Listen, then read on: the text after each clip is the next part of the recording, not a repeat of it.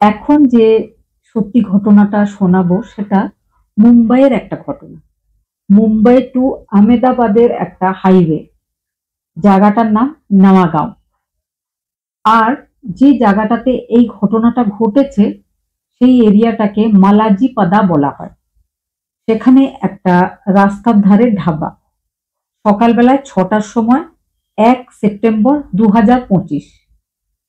ধাবার সামনে অনেক গাড়ি দাঁড়িয়ে রয়েছে, বেশ কিছু লোক ধাবার বাইরে বসে চা খাচ্ছে, আর কেউ ফ্রেশ হচ্ছে। বেশ কয়েকটা গাড়ির মধ্যে একটা গাড়ির যে ড্রাইভার, সে চা খেতে খেতে উঠে নিজের গাড়ির দিকে যায়।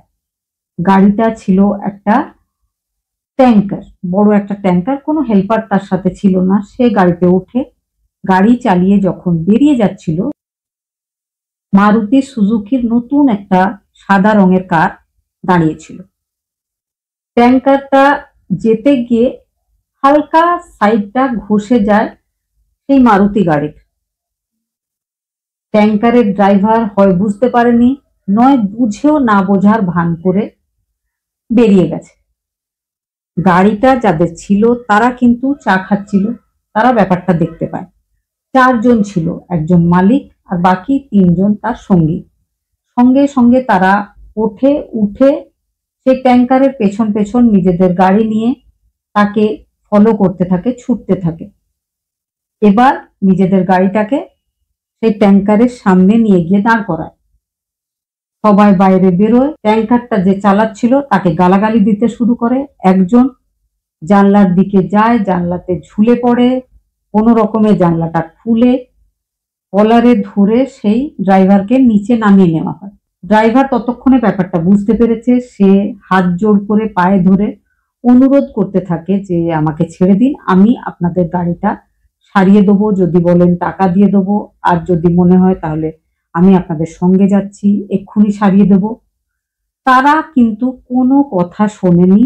তারা কন্টিনিউয়াস ওই ড্রাইভারটাকে মারছিল, লাত ঘুষি চড় থাপ্পড়। শেষে আবার রাস্তার পাশে পড়ে থাকা বোল্ডার দিয়ে তার শরীরের বিভিন্ন অংশে ঠুকতে থাকে। সবাই মিলে 4 জন মিলে একজনকে মারছিল। রাস্তার পাশ দিয়ে অসংখ্য গাড়ি যাচ্ছে, ভোরবেলার সময় অসংখ্য লোকজন যাচ্ছে। 2-1 জন হয়তো ফটো তুলছে, কিন্তু কেউ এসে আটকাবার বা কি হয়েছে জিজ্ঞেস করার চেষ্টাও করেনি। কন্টিনিউ তারা 25 মিনিট ধরে মারতেই থাকে। একবার ওই ড্রাইভার মার খেতে খেতে চেষ্টা করেছিল নিজের ফোনটা বের করে একটা ভিডিও তৈরি করার। 16 সেকেন্ডের সে একটা ভিডিও তৈরিও করেছিল। করার পরে সে নিজের পকেটে ফোনটা রেখে দিয়েছিল। যখন সে অজ্ঞান হয়ে পড়ে যায় তখন 4 জন নিজের গাড়িতে বসে চলে গেছিল। সারা শরীরে অসহ্য ব্যথা, অসংখ্য চোট, ক্রমশ রক্ত বেরোচ্ছে। সে রাস্তায় পড়ে আছে। খুব কষ্ট করে নিজের ফোনটা বের করে। তার ভাইপো, সেও একজন ট্যাঙ্কারের ড্রাইভার, 2 জন একই সাথে যাচ্ছিল। তার ভাইপো এগিয়ে গেছে, এই সমস্ত ঘটনা সে জানে না, সে এগিয়ে চলে গেছিল। তখন এই ড্রাইভার, এ হচ্ছে কাকা, নাম রাম কিশোর কুশওয়াহা, সে ফোন কলে নিজের ভাইপো যে ট্যাঙ্কারের ড্রাইভার তাকে জানায় যে আমার এই অবস্থা, আমি অসুস্থ, আমি রাস্তায় পড়ে আছি, তুমি এসো। ভাইপো সুরজ ট্যাঙ্কারটাকে রাস্তার ধারে দাঁড় করিয়ে একটা অটোতে করে চলে আসে নিজের কাকার কাছে। অটোওয়ালার সাহায্যে কাকাকে তুলে নিয়ে কাকার ট্যাঙ্কারের ওপর শুইয়ে সোজা হসপিটালে যায়। হসপিটালে যাওয়ার পরে ডাক্তাররা বলেন যে তোমার কাকা আর বেঁচে নেই। কিন্তু যেহেতু এই ব্যাপারটা একটা অ্যাক্সিডেন্টের কেস বা মানুষটাকে অনেক মারা হয়েছিল, সেই জন্য এটা পুলিশ কেস। পুলিশকে জানানো হয়, পুলিশ আসে। অনিচ্ছাকৃত কাউকে হত্যা করা হলে যে কেসটা, সেই কেস শুরু হয়। আর এদিকে পোস্টমর্টম হয়। পোস্টমর্টমে দেখা যায় যে ড্রাইভার রাম কিশোর কুশওয়াহার শরীরের এমন কোনো অংশ নেই যেখানে চোট লাগেনি বা যেখানকার হাড় ভেঙে যায়নি। পাঁজরের হাড়, হাতের হাড়, পায়ের হাড়, সব হাড়গুলো ভাঙা ছিল। তখন পুলিশ বুঝতে পারে যে এটা অনিচ্ছাকৃত মার্ডারের কোনো ব্যাপার নয়।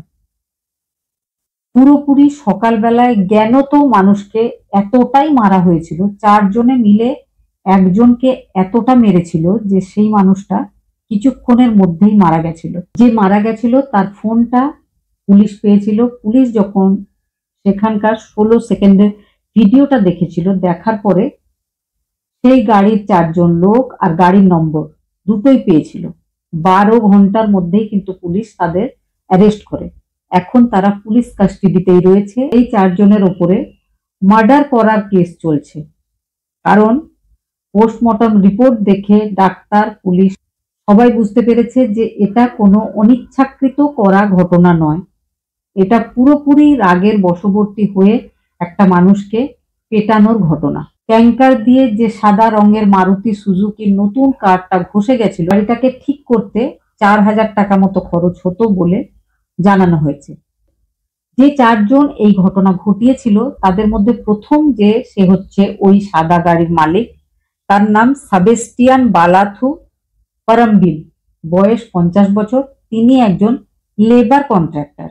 দ্বিতীয় উৎসব ব্রিজ কুমার শর্মা, সে হচ্ছে একটা মানি ল্যান্ডিং কোম্পানির ম্যানেজার।